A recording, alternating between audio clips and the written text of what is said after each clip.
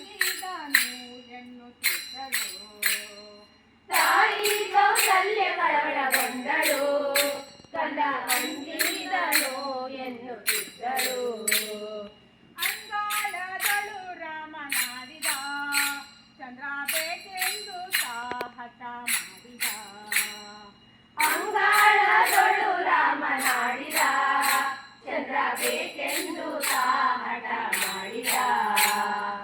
ಅಳುವ ಧ್ವನಿ ಕೇಳಿ ರಾಜನು ಮಂತ್ರಿ ಸಹಿತಾಗಿ ಧಾವಿಸಿ ಬಂದನು.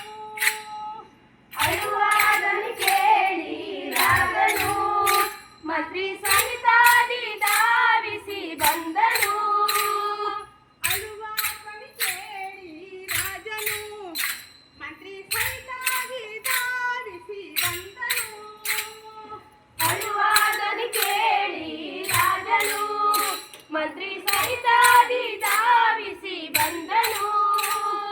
ನಿಲ್ಲುವ ಕನ್ನಡಿ ತಂದಿರಿಸಿದ, ಶ್ರೀರಾಮನು ಹುಟ್ಟಿ ನಿಲ್ಲುವ ಕನ್ನಡಿ ತಂದಿರಿಸಿದ,